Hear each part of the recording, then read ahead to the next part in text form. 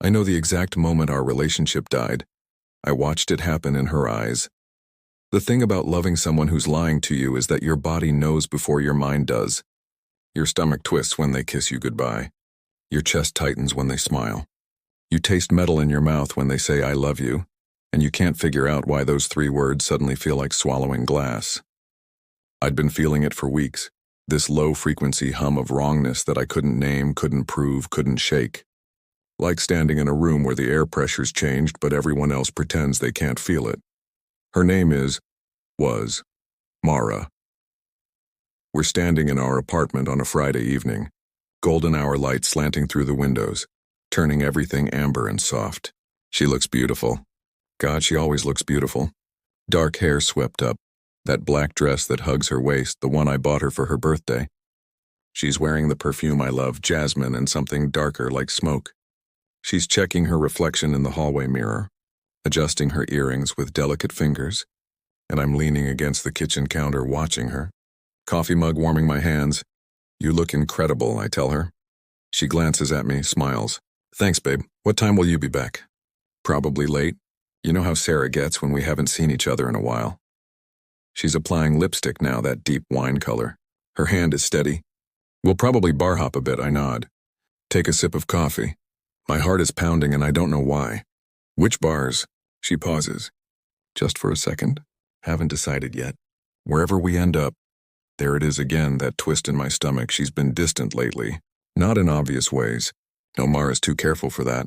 But I notice things. The way she angles her phone away from me now. How she started showering as soon as she gets home from work. When she used to collapse on the couch first, exhausted, asking me to rub her feet. The new lingerie in her drawer that I've never seen her wear. Not for me, anyway. She grabs her purse from the counter, checks her phone. Her thumb moves across the screen and something flickers across her face. Anticipation, maybe. Excitement. The kind I haven't seen directed at me in months. I should stop here. Should let her leave. Should preserve whatever fragments of my dignity remain intact. But my mouth opens anyway. "Good luck on your date." The words come out casual, friendly even. Like I'm wishing her well on a job interview. She freezes. I mean freezes, her whole body going rigid like someone's pressed pause on her existence. The lipstick hovers an inch from her mouth. Her eyes, reflected in the mirror, go wide. And in that stretched crystalline second, I watch every micro-expression flicker across her face. Confusion, then recognition, then pure, animal terror. Her skin drains of color so fast I think she might actually faint. She turns to face me slowly, mechanically, and now we're just staring at each other across our small apartment that suddenly feels cavernous. The traffic sounds from outside seem impossibly loud. I can hear the refrigerator humming. Can hear her breathing, shallow, quick, what? Her voice cracks on the single syllable. I set my coffee down carefully. My hands are shaking, but my voice comes out calm. "Your date. With Sarah." I let the name land like a stone. "Good luck." I don't know what you're... Mara." I say her name quietly, and something in my tone makes her mouth snap shut. "Your phone." Her eyes drop to the device, still clutched in her hand. The screen is facing away from me, but I don't need to see it. I already know. "It buzzed 5 minutes ago," I continue. "The preview showed on your watch." I gesture to her wrist where her smartwatch sits, screen now dark. I saw the name, and it wasn't Sarah. The silence that follows is the loudest thing I've ever heard. She opens her mouth, closes it, opens it again like a fish drowning in air. "Let me explain." "Don't." The word comes out harder than I intend, but I don't soften it. "Don't insult me by explaining, not yet. Not while you're standing there dressed for him." Him. Jacob. The name I'd seen flash across her watch face. Attached to a message that made my blood stop. "Can't wait to see you tonight. Beautiful." Mara's lipstick falls from her fingers, clatters against the hardwood floor. Neither of us moves to pick it up. That wine-red stain on our floor feels prophetic somehow. Evidence of violence not yet committed. "How long?" I ask. She's crying now, but silently, tears just tracking down her cheeks, ruining her makeup. Part of me, the part that still loves her desperately, wants to wipe them away. The rest of me wants to watch her drown in them. Please, just let me. "How long?" 3 months.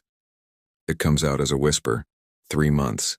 I do the math backwards, my mind clicking through our recent history like shuffling photographs. 3 months ago was July, the company retreat. She'd come back glowing, talking about this amazing guy from the Seattle office, how funny he was, how everyone loved him. Jacob. I'd felt a tiny pinprick of jealousy then, but she'd laughed it off, kissed my forehead, called me silly. The retreat, I say, she nods miserably. And tonight, my voice sounds eerily calm like it belongs to someone else. What was tonight supposed to be? He's in town for the weekend. I wanted to see him, to talk, to figure out. She stops, realizes there's no good way to finish that sentence. To figure out which one of us you're going to choose. The words hang between us like smoke. She doesn't deny it. I move to the window, needing distance, needing to not look at her in that dress, in that lipstick, wearing that perfume. All of it meant for someone else. The city stretches out below us, oblivious. People walking dogs, hailing cabs, laughing with friends. The world continuing its rotation despite the fact that mine has just stopped. Did you sleep with him? Does it matter? I turn back to face her. Yes, she closes her eyes. Yes, the confirmation should hurt more than it does, but I think I'm going numb. I've imagined this moment in various forms over the past few weeks. Late at night when she was asleep, but I could feel her texting under the blankets. Or when she'd smile at her phone and I'd ask, "What's funny?" And she'd say nothing, just work stuff. Where? What? Where did you fuck him, Mara? My voice is rising now, the calm cracking. In hotel rooms? In his bed? In ours? Never here. I would never. She catches herself, realizes the absurdity of having boundaries about which sacred spaces she'd violate. How considerate. She takes a step toward me. I take a step back. She notices and something crumples in her expression. I do love you, she says. And there's desperation in her voice now, something raw and pleading. I never stopped loving you. It happened and then it kept happening and I didn't know how to stop it or tell you or... So you didn't. I laugh. But it's a broken sound. You just kept fucking him and coming home to me. Did you shower after? Or did you let me kiss you with his taste still in your mouth? Stop. Did he make you come? I don't know why I'm doing this to myself, to us, but I can't stop. Better than me? Is that why you kept going back? It wasn't about the sex.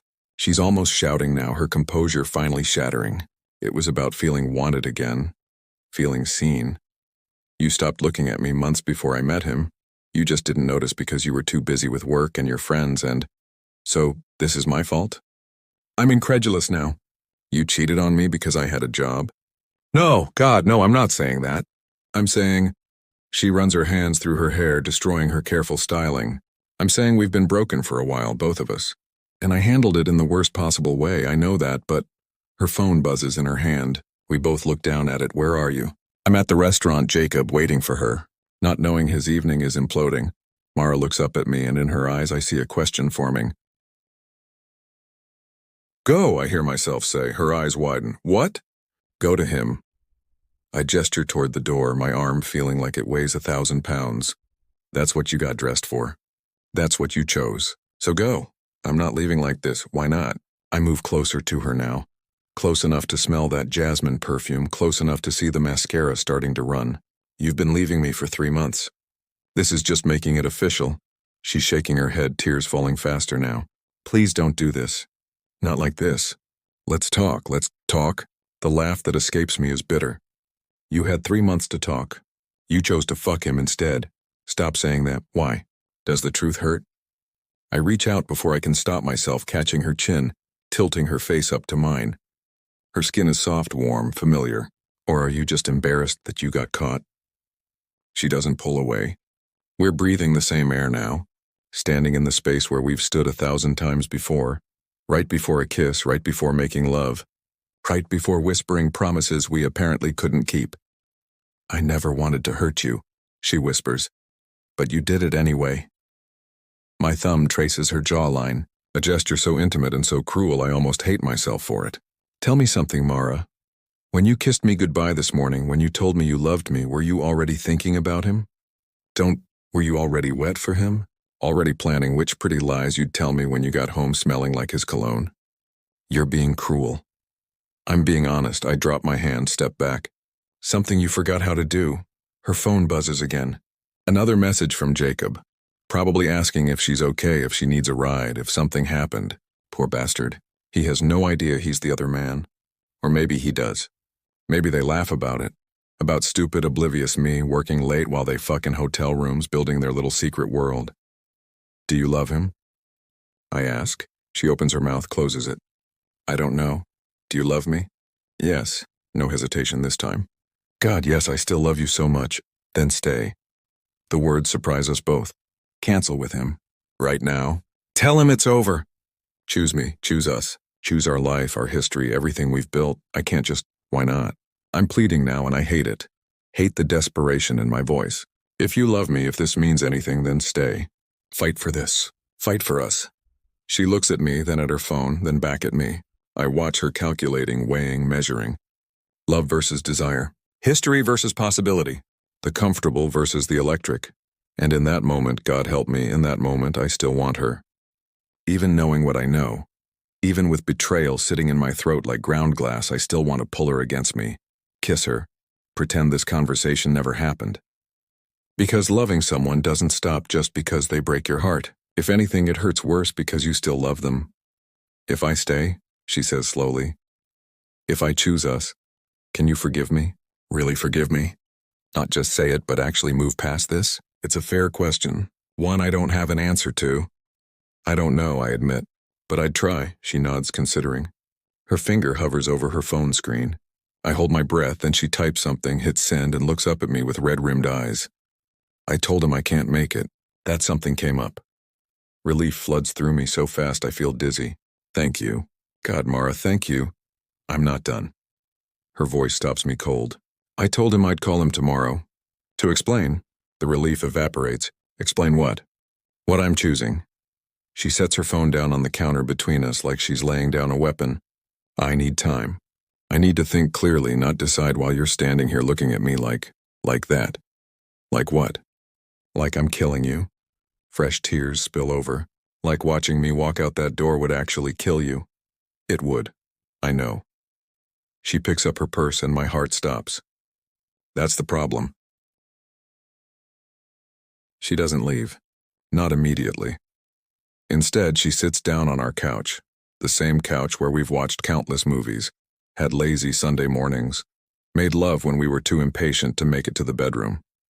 She sits there in her date night dress and she cries, really cries, the kind of crying that sounds like breaking. I don't comfort her. I can't. Instead, I pour myself a whiskey, neat 2 fingers, and sit in the chair across from her. We're separated by our coffee table covered in shared things, books we both loved, a candle she bought that I pretended to like, a photo from my birthday where we're laughing at something I can't remember anymore. Tell me about him, I say. She looks up, surprised. What? Jacob, tell me what he's like. What made you risk everything for him? Why would you want to know that? Because I need to understand. I take a long drink. The whiskey burns, centering me. I need to know what I'm competing with. She hesitates, then starts talking. And God, maybe I'm a masochist, but I listen. I listen as she describes meeting him at the retreat, how he made her laugh, really laugh in a way she hadn't in months. How he listened when she talked about her photography dreams, the ones she'd stopped mentioning to me because I'd gotten too practical, too focused on bills and responsibilities. How he made her feel young again, reckless again, alive again. He doesn't know me the way you do, she admits, pulling her knees up to her chest. He doesn't know that I'm impossible before coffee, or that I cry at insurance commercials, or that I have nightmares about my mom sometimes. He doesn't know the worst parts of me yet. Just the best parts, I say. The fantasy version. Yes, she meets my eyes. With him, I get to be the person I wish I was. Not the person I actually am, the one who works too much and worries too much and apparently cheats on people she loves. Is that what you want? To be someone else? Sometimes. Her voice breaks. Sometimes I'm so tired of being me, being us, being stuck in patterns where we barely touch anymore except during sex, where we've stopped dreaming about the future because we're too busy surviving the present. So you found someone who still dreams. Someone who makes me dream too. She wipes her face. But he's also just an idea, isn't he? I've built him up into this perfect thing because I don't have to do laundry with him or fight about whose turn it is to clean the bathroom. He's not real life. Not yet. He could be, I point out, hating myself for it. If you choose him, he becomes real life, complete with laundry and bathroom fights. I know. We sit in silence for a while. Outside, sirens wail. Someone's emergency, someone's crisis. Join the club, can I ask you something? Mara says finally. And will you be honest? Haven't I earned honesty? She flinches but nods. When's the last time you really looked at me? Not just saw me, but actually looked. When's the last time you asked about my day and actually listened to the answer? When's the last time we stayed up late talking about anything other than bills or work or your mother's health? The questions hit like physical blows because I don't have good answers. I don't know, I admit, me neither. She's not angry, just sad. That's what scares me. I can't remember when we stopped being in love and started just existing next to each other. Is that what you think we're doing? Just existing? Aren't we? I want to argue, want to list all the ways I still love her. How I notice when she's wearing her hair different, how I buy her favorite tea without being asked, how I still get excited when I hear her key in the door.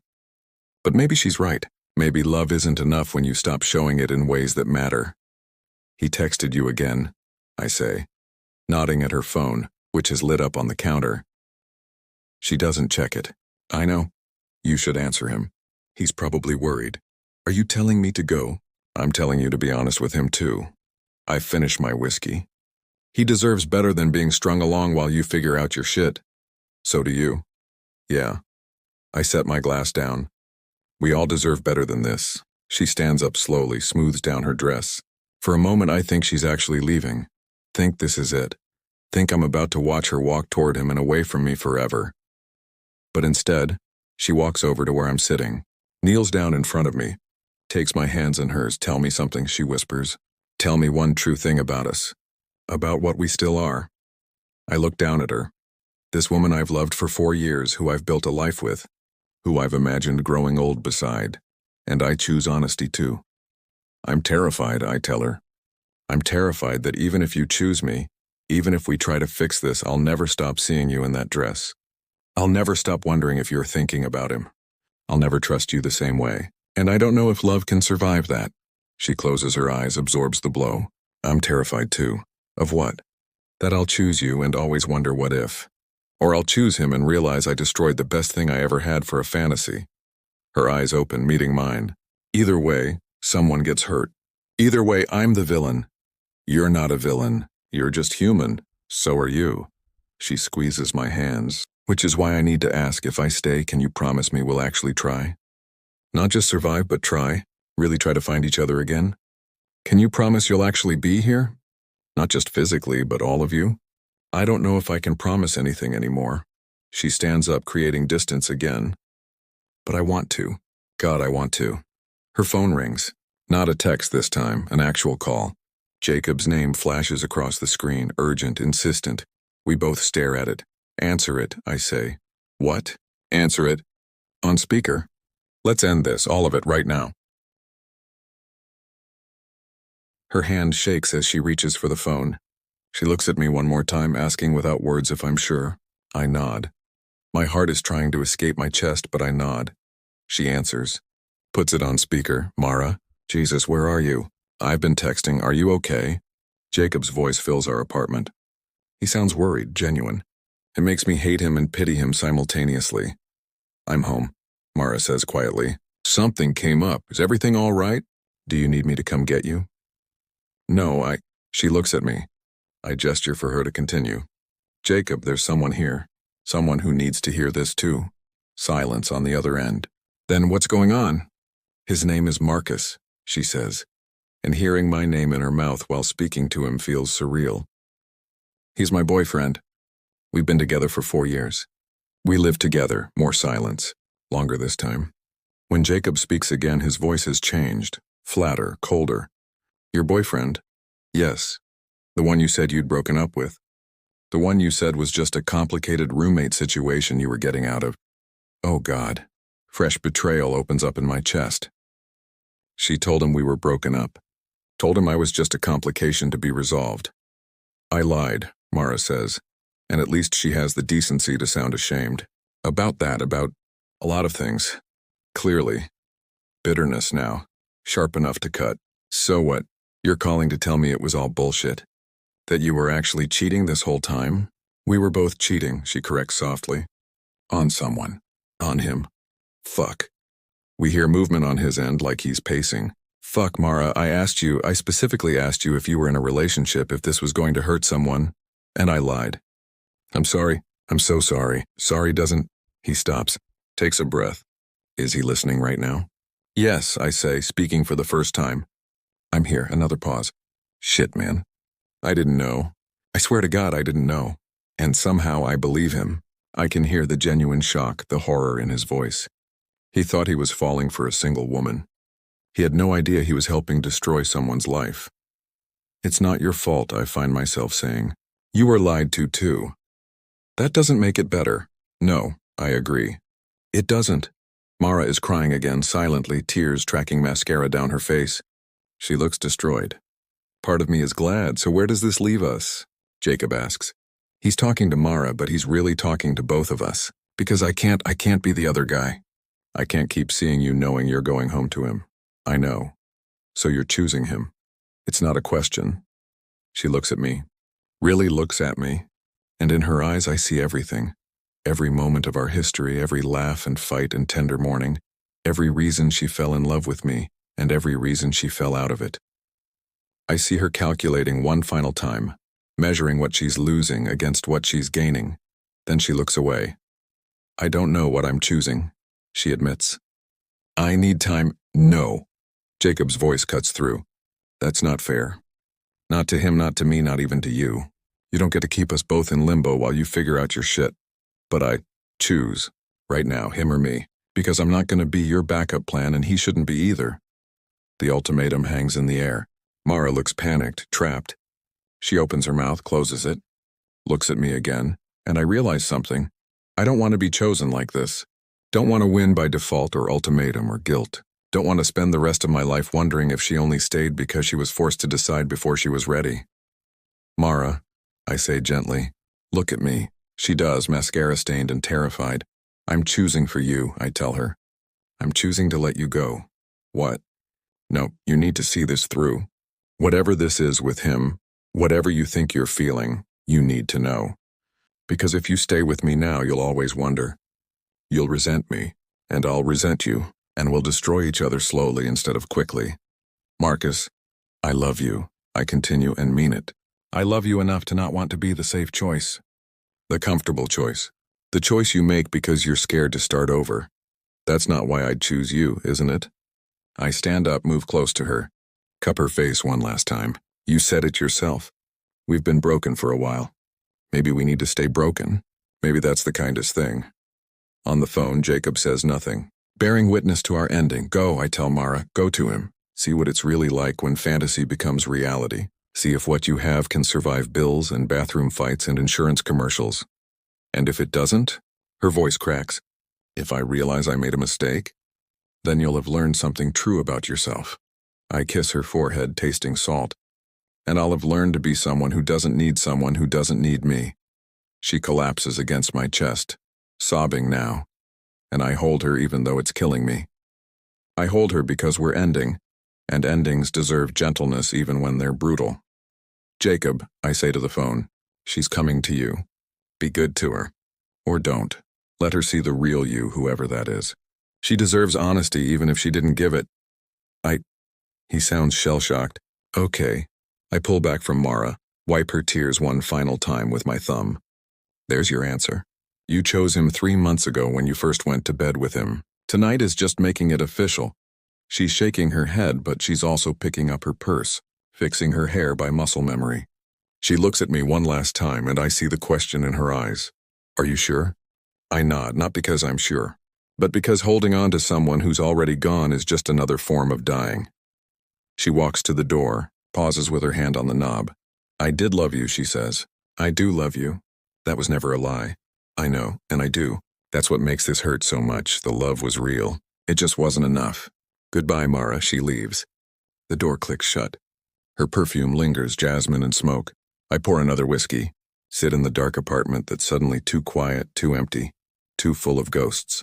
My phone buzzes. A text from my best friend. Still on for tomorrow? Tomorrow. Life continuing its rotation. I'll wake up alone. I'll shower, make coffee, go through motions. Eventually, maybe not soon, but eventually, I'll stop expecting to hear her key in the door. I'll stop smelling her perfume in rooms she no longer enters. I'll stop loving her, or I won't. Maybe I'll carry this forever, the weight of choosing to let go instead of holding on. The weight of loving someone enough to release them. Outside, the city glimmers, indifferent, eternal. I raise my glass to the empty apartment, to endings that feel like death, to love that wasn't enough, to the courage it takes to say goodbye. Good luck on your date, I whisper to the silence, and then finally I let myself break.